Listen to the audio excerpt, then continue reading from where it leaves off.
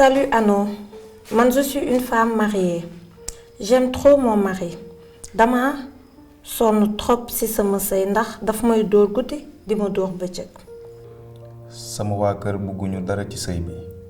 waaye man moom laa bëgg. Keroog daf ma dóor sama bopp toj. Sama grand frère porté ko plainte wax na lu ne pour ñu baal ko suñu waa kër bañ. te nee na suñu retiré wul plainte bi daf may rey. Il est capable ndax dafa sadique. jaaxle naa trop xamatuma lu ma war a def. li ma njëkk a ressentir mooy lu metti parce que bëgg sax déjà dafa yombul léegi boo gisee jigéen bu bëgg dem di sëy ak doomu aadama bi di góor leneen la ci doon séentu muy bànneex muy nekkin bu rafet muy aussi yërmande boobu nag moo fa nekkatul bi ma liir affaire bi dama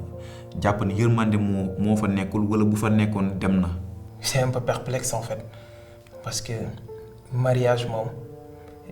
enfin je dis taaru jigéen sëy la ça on n'en disconvient même pas mais pas au détriment de ta vie quand même parce que am jëkkër mu lay dóor di la maltraiter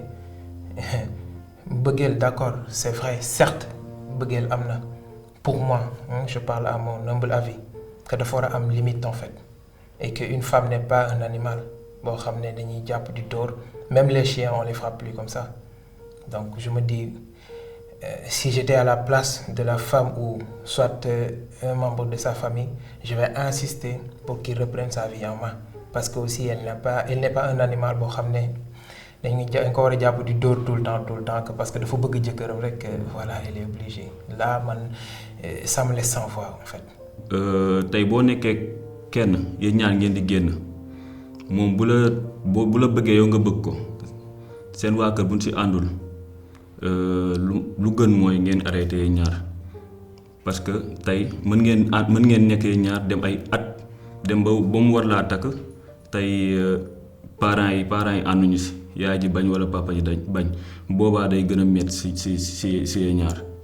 Pour man sëy bu demee bay am ay dóor incompatibilité am na ci donc loolu nekkatul sëy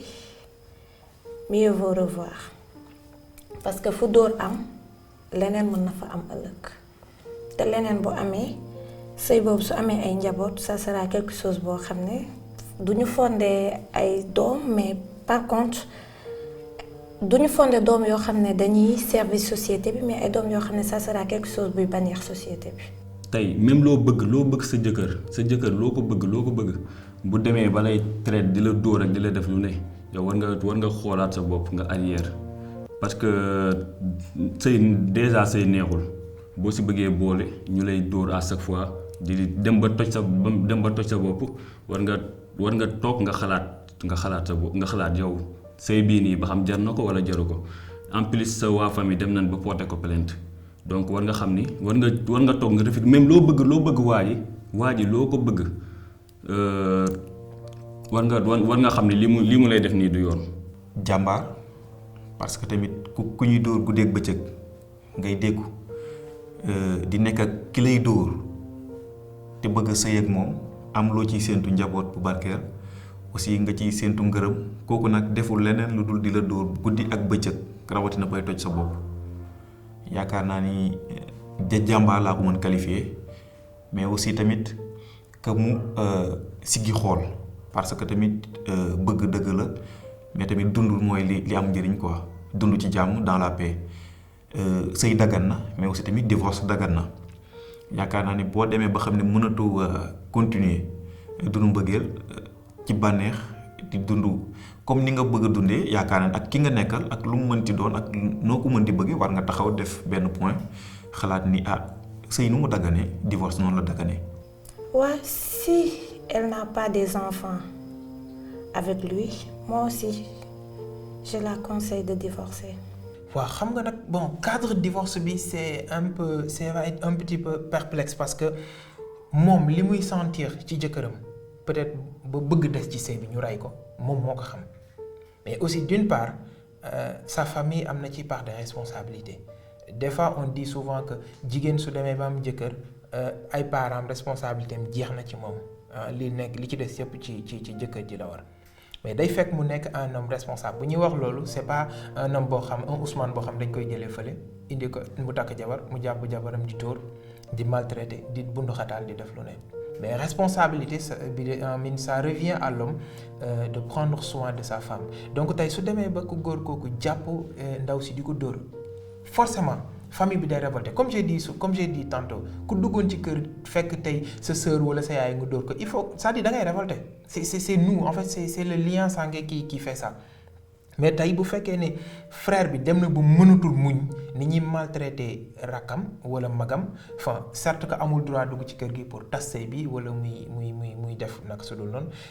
meilleure manière bu mën a def c'est juste de porter plainte et en espérant que peut-être la justice va trancher parce que tamit vraiment kum doon yow rek di yow c'est un peu difficile quand même ñu jàpp sa sœur di ko dóor chaque jour nga koy gis te mën koo faj donc am na ci ñu mel ni man j'ai vécu ce même cas j'ai réagi autrement que dem porter plainte. ñàkk a xam parce que yaakaar naa ni buñ la dénkee nit ki rek déjà def nañ la responsable nga xam ko nga bañ ko xam tu as été responsabilisé donc buñ la dénkee jigéen te jigéen ak nu mu nooyee yaakaar naa ni ak nu mu fragile ak jigéen nu mu nañ ma baal sax ci wax ji nu mu neexee quoi ci côté yëpp nekk ak moom ci jàmm mooy li la war buñ la ko dénkee donc waa ji dafa xamul wala day taylu wala moom tamit peut-être bëggatul quoi mën nañ jàpp ni bëggatul parce que yaakaar naa ki nga bëgg mën nga ko dóor benn yoon mais bu ñaaree ñett rawatina guddeeg bëccëg bay toj boppam yaakaar naan ko mbëggee la amatu fa ci côté ku góor gi. nit loo ko bëgg bu lay traité comme animal yow war nga xam ne kii nii mbëggeelam des na si yow peut-être yow moom ku jigéen ki moo ko bëgg mais ku góor ki bëgg ko parce que bu ko bëggoon tey du ko dóor. waaw comme elle l'a si bien dit que dafa bëgg jëkkëram donc je me dis que waaw jigéen moom bu xaasee ba bëgg na mais tout sauf violence parce que moi je me dis que góor moom su demee ba jigéen bëgg ko daf ci war a tirer profit comme nan mu fexe ba créer benn foyer bu stable pour sa femme pour ses enfants et tout ça mais je vois mal qu'un homme jigéen bëgg la di def sacrifice bu nekk ndax yow et puis nga wëlbatiku jàppee ko comme ñu baal ma ci terme bi comme chien boo xam ne et puis je me dis que même les chiens sax dóoratuñ leen ay bakkan la ñu yor que surtout doomu aadama donc moi je vois maltraitance bi ñuy def jigéen ñi si seen néegu sëy yi je suis tout à fait contre man moom vraiment à mon humble avis ça m'enchante pas. man je me dis que ni su fekkee góor nga te jigéen moo la jur te am nga sensation ci sa yaay waroo dóor jigéen peu importe la situation waruñu dóor jigéen kenn du ko dóor te góor buy dóor jigéen man dama ne kooku am na problème mental parce que góor boo xam ne am nga sens yëg-yëg ci sa yaay rek waroo dóor jigéen. nañ arrêté du dóor jigéen yi ñu jël jigéen yi teg leen seen place su yaay yi ci seen place sœur yi ak ci seen place su ñees yi parce que jigéen du pour dóor moo lay jural sa doom moo lay toggal ci kër gi mooy fonder foyer moo lay dimbali yow góor voilà. famille gel bi mën nañ bëri famille waa ji mën nañ bëri loolu tamit mën na dem ba indi beneen xeex entre deux familles te après tamit loolu tamit day yàq ay diggante. parce que mën nañ jàpp ni waa ji ak sa famille ak l'autre famille mën nañ am ay liens yoo xam ne yu rafetoon la mais dem nañ bay dóorante di ci am tojante boobu di ci am ñu ciy digg rayante ba war ci dem police tey au Sénégal lañ nekk bu ñu la nee ki la yóbbu police du sa mbokk wala boog du ki nga xam ne du sa soppe donc comme que police am na ci coow lay juraat rek après man li ma leen di mën a wax mooy que ñu jéem a régler affaire bi nu ñu ko mën a régler ci nu mu gën a gaawee ñu régler ko la femme aussi mu bañ a dëgër bopp bañ a têtu parce que tamit ki lay dóor guddeeg bëccëg di toj sa bopp bu la diggee rey war na mën na ko def yàlla bu mu ci am aussi tamit waa ji tamit mu xippi xool parce que femme bi romb na ay buntu kër yu bëree ba ñëw sa kër donc li nga war a def mooy protéger ko dëkkal ko dëkkoo ko di ko neexal ci kaw dëgg quoi. waa ji lu ma koy wax mooy seet jabaram la mooy kilifaam mais amul droit dóor ko jigéen kenn du ko dóor jigéen waroo ko dóor ku la war a jural sa doom waroo ko dóor rawatina koo xam ne yow sa jabar la moo war a jur sa doom nga jàpp di ko maltraité loolu rafetul naay sul lu may wax ko góor ki mooy mu jàppee jabaram comme ay sœuram wala comme yaayam bañ ko di traité di ko def comme animal parce que dañ ko doomu jàmbur lañ ko jox. Peut-être le gars il a des problèmes mentaux donc su toogee ci sëy bi moom mi ngi risquer vie am amour la ak risquer sa vie parce que nit ki mën na la bëgg à tel point mën na la dóor ba gaañ la tamit après nga perdre sa vie mais ñu séparer leen à un moment après ñu delluwaat peut-être pour régler la situation mais moi je la conseille pas de rester là-bas sérieusement. coow lu dul fay la lay jur quoi parce que femme bi bu desee waa ji da koy continuer di dóor ci biir dóor yooyu mën na dem ba rey ko après waa ji fan lay mujje ci loxol yoon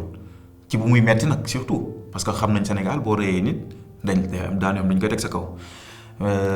côté famille bi ñoom tamit nañu insister que ñu régler affaire bi une bonne fois pour toutes soit que bu ñu mënee wax ak waa ji bàyyi dóor yeeg yooyu noonu wala bu fekkee ni waa ji tamit parewul pour bàyyi dóor yi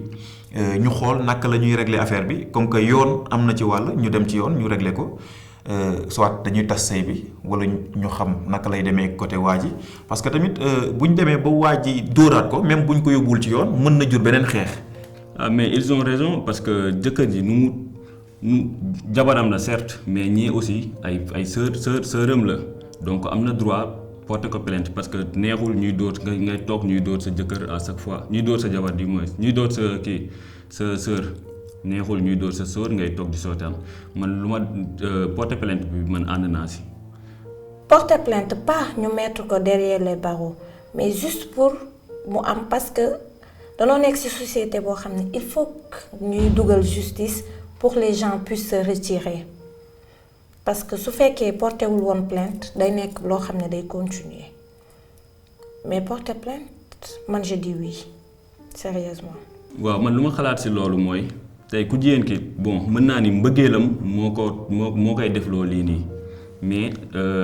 ku dem ba sa famille porter plainte ndax dóor yi nga koy dóor donc yow war nga xam ni sa jëkkër lu mu lay def du yoon nit loo ko bëgg bu demee ba lay traité yenn yi yow war nga ko sori man bu doon ku jigéen ki lu ma koy conseillé mooy mu jéem a tas sëy bi. Elle est amoureuse de son mari